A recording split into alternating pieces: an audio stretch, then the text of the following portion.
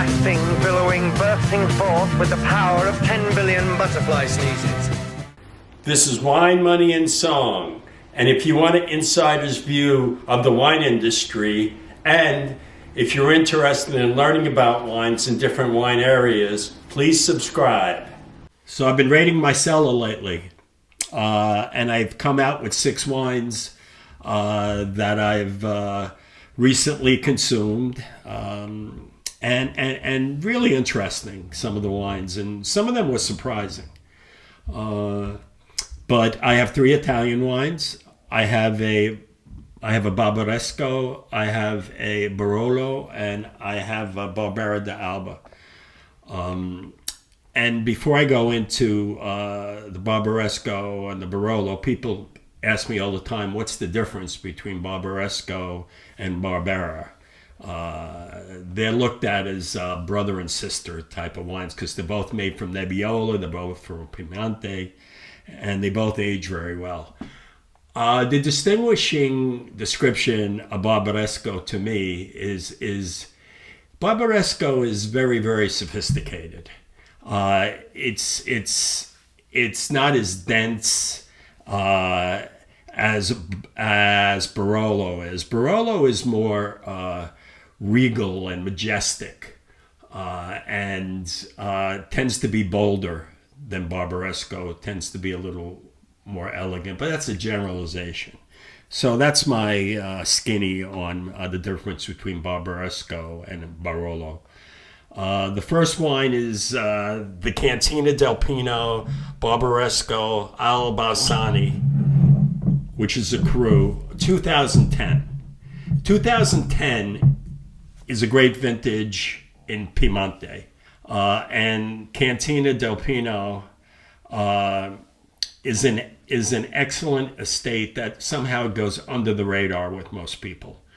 And the Albasani vineyard is on the hill of Santa Stefano, and it's a richer soil, and produces wines of more flavor. And this wine has like great elegance and really a little balsamic and cherry and floral notes. And the wine is almost 14 years old, but these wines age very well. And as they age, they add more complexity. They get more spiciness to it and get more balsamic as they like get older. But I only paid like $50 for this, and I'm going back to the cellar to show you how these appreciated. If you buy the recent vintages, they're like $100.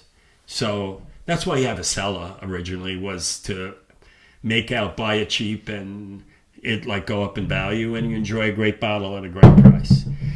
The second wine is the Marcarini Cellar Barolo 2016, and 2016 again is another outstanding vintage in Piedmont.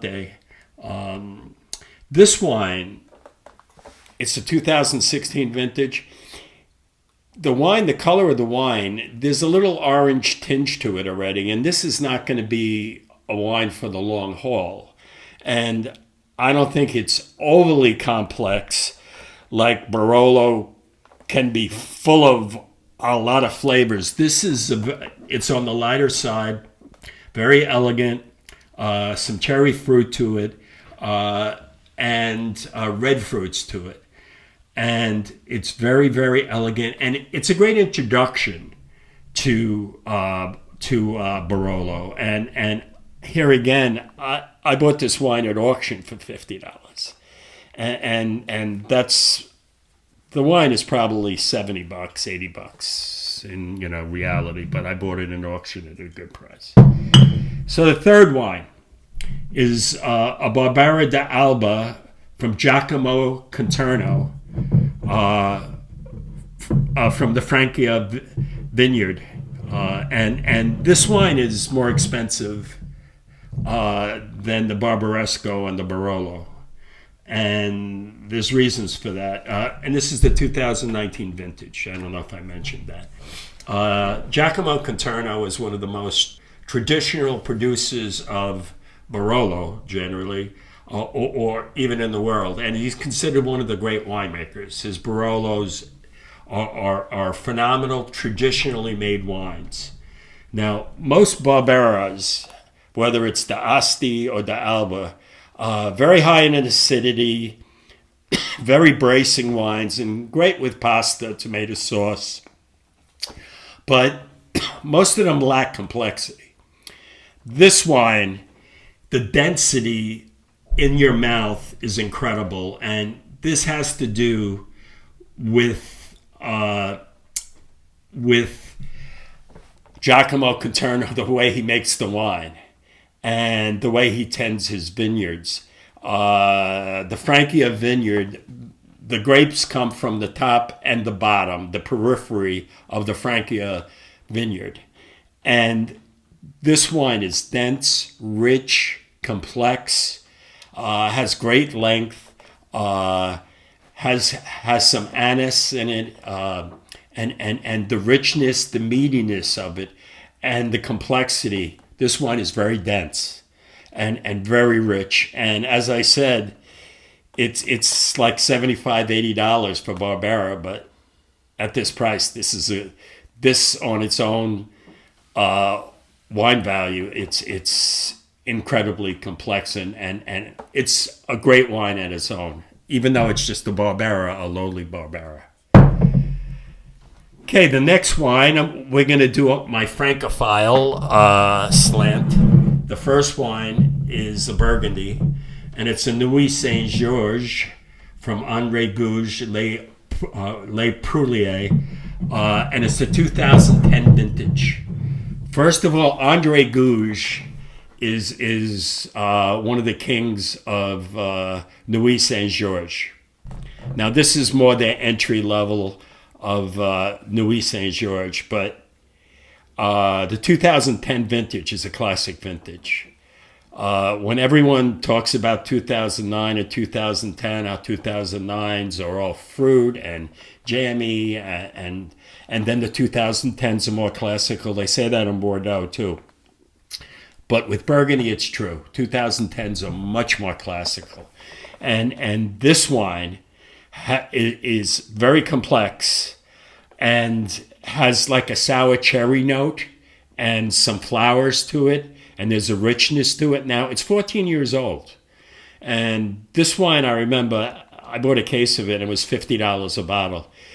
You buy the current vintages, it's $125 now for this wine. And that's why when you buy wines, when you sell wines, if you're smart, you buy these wines that you think are underpriced at the time. And that's what I did. And I bought a lot of 09s and 10s and 05s. And I made out well. Burgundies now, the prices are insane. And this wine at $125, I'd scratch my head, but that's what Burgundies are going for. But this Nuits-Saint-Georges, André Gouges does not miss a step. Outstanding Nuits-Saint-Georges. Now we're going to go into some Bordeaux. I'm going to go into a Pommerol, Chateau Ossan, 2001 vintage. And 2001 vintage, not the greatest vintage, but there's some good wines on the right bank. This wine is very elegant, and the Moueix family really shoots at a very elegant style with this wine. They do also with Lafleur Petrus also is very, very elegant. And some of the vintages I've had this wine have been so elegant, almost feather-like, never heavy, and never overly tannic. And there's very, very good nuance. I think this wine's ready to drink now, but the elegance of it and the red fruits are delicious and very balanced. But I would say it's time to start drinking this now. And it's around $100, $125. And the last wine is the Bahans Haut-Brion which at the time was the second wine of Haut-Brion. And since 2007, the second wine is now called La Clarence de Haut-Brion. So understand that up until 2007, it was Bahans Haut-Brion. Now anything past that is La Clarence Haut-Brion. And it's called La Clarence Haut-Brion because the owner of Haut-Brion is C. Douglas Dillon. The C is for Clarence. And he was ambassador to France back in the 60s. And he was Secretary of Treasury. He used to sign the money all the time. I used to see his name. But as I said, he was ambassador to France. He was a Francophile, loved wine, and supposedly Haut-Brion was his favorite wine. So he bought it. You know, it's nice to have the bucks. And he's done a great job with Haut-Brion under his family's ownership. He passed away, I'm trying to think, I think it was 97. I'm not sure if that's right. But he really coddled Haut-Brion and loved Haut-Brion. So being the second wine, this is the 1995 of this wine. And most of the 95s are understated, very balanced. This wine is really rich. And the 95 Haut-Brion is very good also. So I'm not surprised that the second wine is like this. And it is like a baby sister of the Haut-Brion. A lot of the second wines are not. But this wine is. And this wine, it's a 95 vintage. It's 30 years old almost. And it still can age. It's rich. It's you know, you have that gravelly, you have tobacco, a little leather in the wine, and scorched bricks. And it's a very elegant wine, very Grave-like. And I think I bought it for $30 a bottle back 98, whatever it was. But nowadays, you know, I don't want Bahans. The Clarence goes for 150 or something like that. So again, buying wines when you know they're good value, they appreciate, and you have a great bottle of wine at a great price. So that was my Cellar. And I'll do that every so often, and I will report back to you about the results. Thanks.